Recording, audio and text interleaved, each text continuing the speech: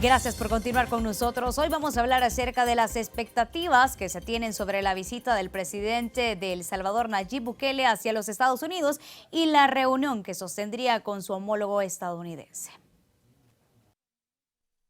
Todo apunta a que la situación para los migrantes indocumentados en Estados Unidos se pondrá difícil, y más aún para quienes intenten ingresar de forma ilegal a través de las fronteras. Hace menos de 24 horas, la embajada americana en el país publicó este mensaje a través de su cuenta de Twitter. Estados Unidos está fortaleciendo la barrera física en su frontera suroeste. Estamos deportando activamente inmigrantes indocumentados y trabajadores ilegales que están en los Estados Unidos. Ahora es más difícil que nunca ingresar ilegalmente. No inicie un viaje en vano. Según datos oficiales, hasta el 14 de septiembre de 2019 fueron deportados 17.232.000 salvadoreños de territorio estadounidense. Este miércoles el presidente Nayib Bukele se reunirá con el presidente Donald Trump como parte de la 74 Asamblea General de la Organización de Naciones Unidas, que se celebra en Nueva York. Esta es la primera vez que los mandatarios se verán frente a frente, luego de la firma de un convenio de cooperación entre ambos países para dar asilo a migrantes. Bukele ha sido claro que no quiere ayuda proveniente del Congreso y a cambio en reiteradas ocasiones ha pedido inversión. Temas como la renovación del TPS y acuerdos para una migración ordenada podrían tratarse en la reunión que el mandatario salvadoreño sostendrá con el presidente de la denominada Primer Potencia del Mundo. Christopher Cornejo, Comunidad al Día.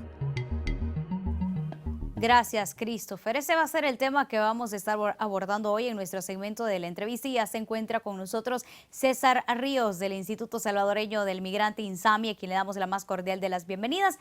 Buenas tardes, ¿qué tal? ¿Cómo estás, César? Hola, Graciela, mucho gusto de estar nuevamente aquí con ustedes, extrañando a Porfirio, ¿no? Está de vacaciones este hombre, pero regresa ya la próxima semana. Muy bien, entonces vamos a ver el programa, pues. Claro que sí. Primero quisiera que habláramos acerca de las expectativas que se tienen en torno a esta reunión. Como lo decía la nota, es el primer encuentro entre el presidente salvadoreño y el de los Estados Unidos. Y el tema de migración, sin duda, es el tema concreto que se va a tratar. Claro, ojalá, ¿no? Mira, excelente documento que nos da Christopher, ¿no? Hace un resumen de los puntos más importantes que se deberían tratar. Nos preguntan, ¿qué temas deberían tratarse? En primer lugar, el gobierno del presidente Bukele ha estado hablando en repetidas ocasiones, y creo que en este momento el ministro de Trabajo se encuentra en una gira en Estados Unidos, tratando de ordenar un programa que se pueda llamar migración laboral o migración ordenada. ¿Qué quiere decir eso? Una empresa necesita 100 trabajadores, aquí los tenemos, los mandamos, trabajan 2 años y regresan, ¿ya? Sin riesgo, con una acumulación de capital, con respeto de todos sus derechos, y ya. Y tuviste esta semana lo que tuvimos. Alemania firma un acuerdo con México para solicitarle 10,000 enfermeras.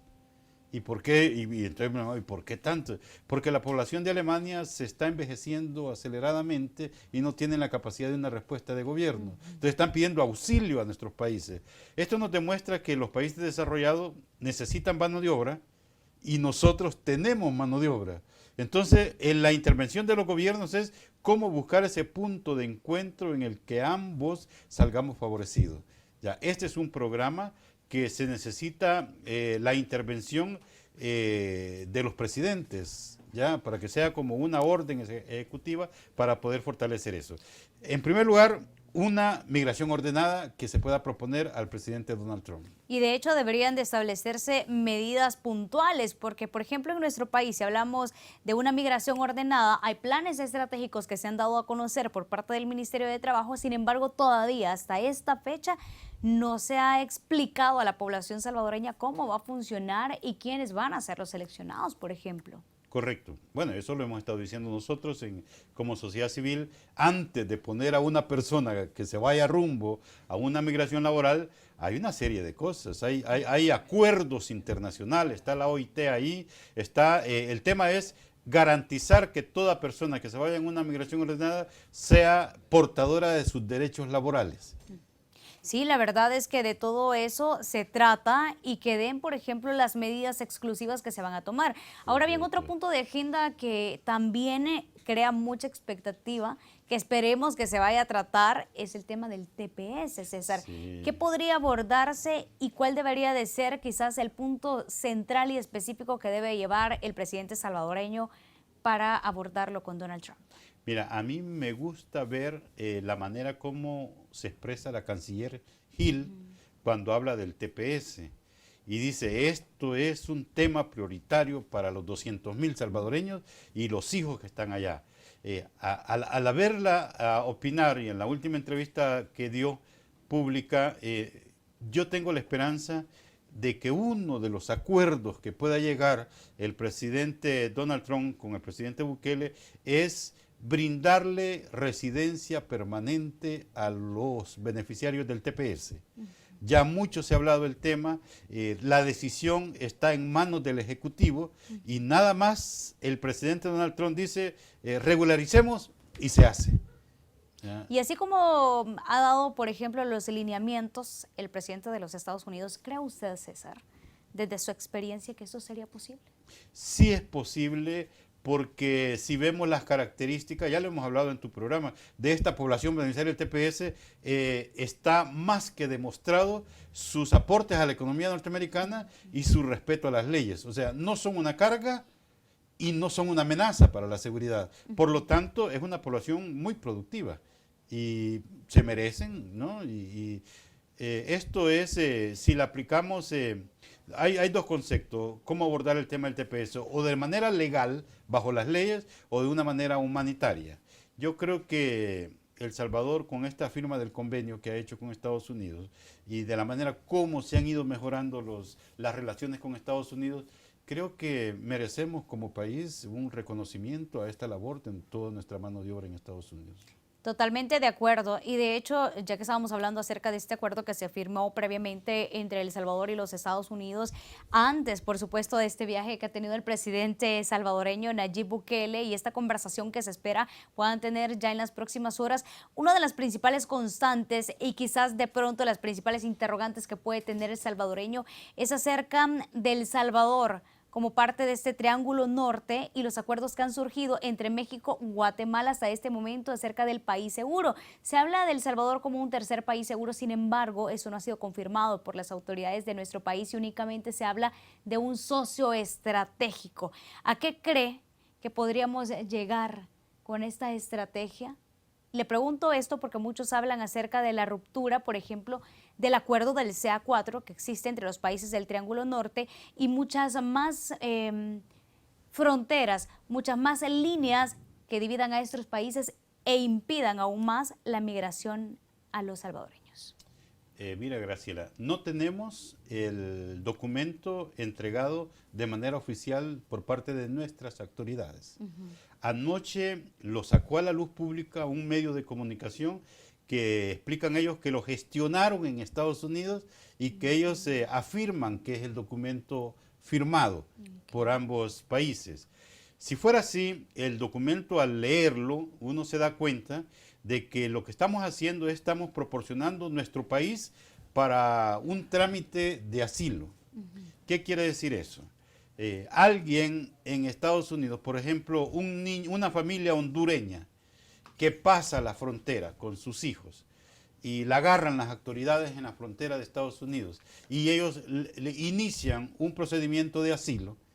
Entonces las autoridades, con este acuerdo que tenemos con Estados Unidos y El Salvador, Estados Unidos puede mandar a la familia completa a El Salvador para que aquí le demos toda la atención y la seguridad que demandan mientras está el trámite de su solicitud de asilo.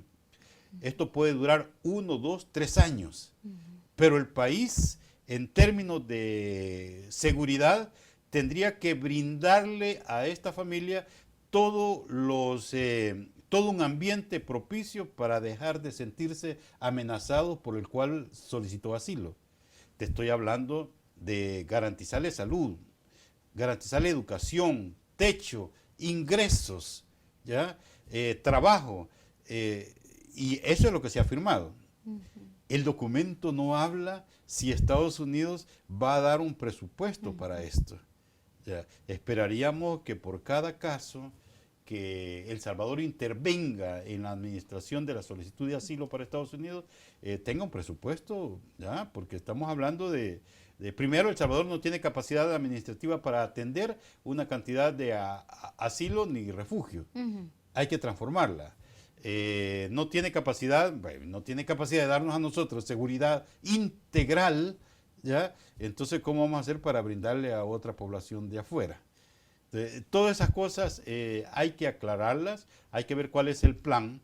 En definitiva, lo que El Salvador está dando es una muestra de un aliado estratégico, El Salvador con Estados Unidos.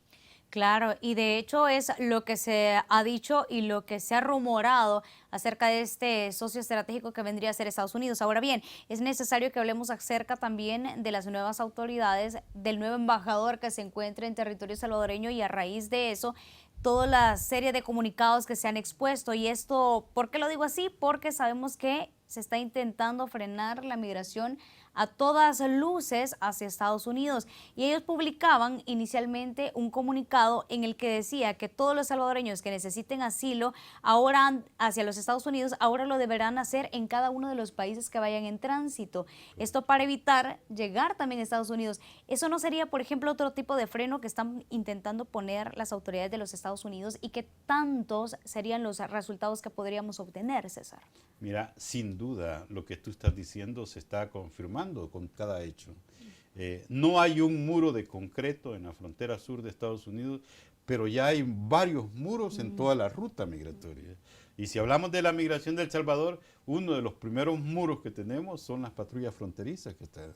Luego, mira, si la población migrante que agarran un transporte colectivo que van para México, antes de la frontera de Guatemala con México ya los están parando y los están interrogando, y si le ven sospecha de que es un migrante, un potencial migrante para Estados Unidos, tiene problemas para continuar el viaje. Y eso no podría poner en riesgo, por ejemplo, el derecho a la migración que tenemos los salvadoreños, porque de pronto en Guatemala el único requisito que se nos pide para poder transitar es el documento único de identidad, y ahí volvemos, por ejemplo, César, Claro. al tema del CA4. ¿No se convertirían estas medidas en algo también peligroso en cuanto al tema del derecho de inmigrar que tenemos los salvadoreños? Correcto. Bueno, eso es lo que ha explicado el director de migración, ¿no? Cuando explica sobre la justificación de las patrullas fronterizas. Claro. Digo, se ha creado para combatir el tráfico de personas. Me imagino que cuando es personas, el tráfico de niños, ¿no? Porque las personas mayores, con el acuerdo CA4 tenemos libre movilidad y no nos podrían detener para salir porque hay un acuerdo. El tema dicen que están resguardando los puntos ciegos. Ya, está bien, ¿no? Habría que ver si en esos puntos ciegos pasa narcotráfico o por ahí están sacando a niños secuestrados y todo eso. Es perfecto que lo vigilen. Pero se da en un momento en que Estados Unidos está proponiendo una estrategia muy clara de contención de las poblaciones migrantes. Y que se encuentra en un periodo preelectoral Estados Unidos, y esto Claro. prácticamente ha sido la bandera con la que ha saludado el presidente Donald Trump. Claro, entonces, qué bueno que estás poniendo todos los elementos en el entorno y se puede hacer un análisis profundo en eso. Adelante, con gusto. Estamos, mira, en un periodo electoral, una estrategia de contención, acuerdos, te faltó decir que se están llegando a acuerdos bilaterales porque han roto Exactamente. toda nuestra integración centroamericana, porque antes podríamos negociar entre los tres países, pero ahora no. El Salvador tiene, Estados Unidos tiene un acuerdo con Guatemala, un acuerdo con El Salvador, con Honduras, y hasta Panamá lo están proponiendo un acuerdo también para tercer país seguro. Entonces, ahí está, pues, si estamos observando una política exterior de nuevo tipo, ¿ya? Y el presidente Bukele lo ha dicho muy claro, la canciller lo ha dicho, nuestro socio, nuestro aliado es Estados Unidos. Y dijo con palabras, somos pro-norteamericanos. ¿Ya? Cuando te digo una política exterior de nuevo tipo, porque antes podríamos decir somos pro de Venezuela, ¿ya? O del socialismo del siglo XXI. Estamos en un nuevo gobierno, está implementando políticas exteriores muy concretas y bueno, y esto tiene que ver mucho porque acaban de hacer un reportaje preguntándole a la población qué opinaba de las nuevas relaciones de El Salvador con Estados Unidos, y mira, la mayoría de población están contentas, ¿ya? Tenemos casi 3 millones de salvadoreños en Estados Unidos, casi la mitad de salvadoreños viviendo en Estados Unidos. Y casi es la segunda patria de la población de acá. Y si te dicen, Nayib Bukele y Donald Trump se van a sentar y van a ver qué nos pueden apoyar, la gente está con mucha expectativa. Claro. Y dice, si El Salvador y Estados Unidos está bien, mi hijo que está allá y que me manda la remesa va a estar bien también, no lo van a perseguir. Y yo creo que es un poco la explicación que tenemos hacia la reducción de la migración en estos 100 días de gobierno. Es 60% se redujo. Y exactamente eso es lo que le iba a preguntar. ¿Cómo podemos evaluar o cómo podemos valorar estos primeros días de trabajo de la nueva gestión que administra las finanzas de nuestro país? Correcto. Mira, yo lo veo como un mensaje grande. Este gobierno, el presidente Bukele, tiene que comprender muy bien el mensaje que le está mandando a la población.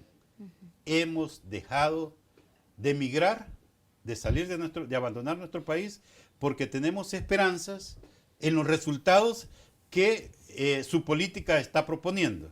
Si usted está planteando seguridad, esperemos, creemos en eso. Si usted está ofreciendo migración ordenada con visas de trabajo, o está proponiendo seguridad en mi cantón, estoy contento.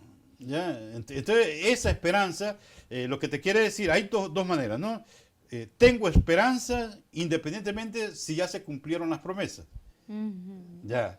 Entonces, el compromiso para este gobierno es muy grande, porque la población le está diciendo, estoy esperando resultados ya concretos. Claro, y de hecho es necesario, por ejemplo, César, evaluar que nosotros aquí en El Salvador tenemos un gobierno entrante, en Estados Unidos se tiene un gobierno que ya casi va de salida, pero que pretende buscar una reelección y que en ese sentido ya se están dando este tipo de acuerdos. Más restricciones para El Salvador, pero también es necesario ver ¿qué se va a obtener a cambio? Por ejemplo, el tema de la inversión hacia Centroamérica, el tema de la inversión hacia El Salvador y qué es lo que está proponiendo también nuestro país en materia de generación de empleos y erradicación de la violencia. Claro, esos son los últimos 2 puntos, ¿no? Que era lo que teníamos como agenda, ¿no? Que le proponemos al presidente Bukele que lo lleva. Uno es llegar a acuerdos concretos de una inversión extranjera directa. Si la falta de empleo es lo que provoca migración, y si Estados Unidos no quiere que migren, entonces no nos regalen, solamente inviertan y atraiga empresas aquí que generen empleo para nuestra juventud, para nuestra población. Y ahí se termina todo. Eso es más importante que la misma patrulla fronteriza. Necesitamos empleo. Y lo último, que es muy crítico y muy preocupante, el tema de necesitamos un presupuesto nacional para la atención de la población deportada que está llegando. ¿Cómo se encuentra, por ejemplo, en temas, en números, ese presupuesto asignado para las personas deportadas? ¿Hay por casualidad un presupuesto destinado a eso o no hay por lo menos hasta esta fecha? No hay. Nos vamos a sorprender. Un país impactado por la migración, en este momento El Salvador no tiene un presupuesto para las migraciones. O sea, el Viceministerio Salvadoreño para el Exterior no tiene presupuesto para funcionar, el Consejo Nacional para las Migraciones no tiene presupuesto para funcionar y qué bueno, la noticia buena en medio de todo este caos presupuestario es que se acaba de aprobar una nueva ley de migración y extranjería y tú sabes que en esa nueva ley plantea un tema muy importante. Por cada pasaje aéreo que se compre aquí para afuera, se le va a poner un impuesto de $1 y ese dólar va a servir para financiar los proyectos de atención a la población migrante. Okay. La verdad es que son puntos bien importantes y bien específicos en el tema de inmigración, sobre todo porque sabemos que se hablaba de un éxodo y como usted lo decía, las estadísticas así lo afirman, así lo indican, ha cesado un poco desde el cambio de este gobierno y eso significa que vamos a tener la necesidad de ver estrategias más enfocadas a la población que viene deportada de los Estados Unidos. Porque yo le pregunto, César, ¿usted ha visto en nuestro país, o por lo menos en los últimos años, y también tomemos en cuenta estos primeros años, estos primeros días de gobierno, ¿se ha visto realmente que exista o que quiera o se vean luces que puede existir un tratamiento hacia estas personas. Digo esto porque sabemos que vienen con daño psicológico. Muchas de ellas que vienen deportadas incluso ya habían formado familia en los Estados Unidos. Correcto. Hay un drama humano. Y te lo voy a resumir en pocas palabras. ¿Cómo los mandamos? Los mandamos hace 20, 25 años, jóvenes y llenos de energía. Y fueron a producir riqueza a Estados Unidos. Fueron a producir acumulación de capitales para grandes empresarios en Estados Unidos. Y ahora los regresan viejos y enfermos. Entonces, ¿quién tiene que asumir esa responsabilidad? Después de haber dado toda su energía a Estados Unidos, toda su productividad a Estados Unidos, no puede ser que nosotros solos afrontemos esto que es muy serio. La seguridad social de esta población deportada tenemos que ponerlo en un lugar muy prioritario de las cosas que hay que hacer. Hay una separación familiar, hay un segundo desarraigo que están cargando estas personas. Primero cuando dejaron a sus padres y ahora están separándose de su nueva familia en Estados Unidos. No, hombre, si mira, las cosas que nosotros escuchamos aquí con los deportados, hay un drama muy fuerte. Te cuento un caso así muy duro, muy fuerte. Hay una persona deportada que se fue allá desde los 5 años, creció y después se llevó a sus padres. Estaba allá, empieza a ver morir a sus padres en El Salvador y no podía venir porque estaba indocumentado. Y después se fueron sus padres para Estados Unidos y a él lo deportan. Y ya deportado aquí, mueren sus padres allá y no puede ir porque está deportado y no puede ir a Estados Unidos. Entonces dice, mira, ¿y qué estoy pagando? El hecho de ser migrante, algo habré hecho mal en este tema. O sea, hay que comprender esta realidad para poder diseñar políticas públicas. Muchas gracias, César. La verdad es que es un análisis bastante grande el que hemos hecho este día y sobre todo porque hoy ya se anuncia acerca de esta reunión que sostendrían los dos presidentes de Estados Unidos y El Salvador. Tal vez y de manera rápida por cuestiones de tiempo, César, al finalizar esta reunión, ¿qué acuerdos cree que serían necesarios que se hayan alcanzado? Mira, yo tengo la esperanza que el presidente Nayib venga con buenas nuevas, principalmente para haber conseguido la residencia permanente para los del TPS. Ya. Esperemos que nos manden noticias. Yo tengo mucha esperanza que eso se va a lograr pronto. Muchas gracias, César. Uno de los temas principales de agenda que esperamos que se puedan tratar durante esta reunión bilateral. Gracias por haber estado con nosotros. No, con mucho gusto, Graciela. Y me gusta hablar contigo porque haces un análisis muy bueno sobre la migración aquí. Así me que encanta muy bien. todo. Gracias a usted, César, por habernos acompañado. Aquí hacemos una pausa y regresamos. No nos cambie.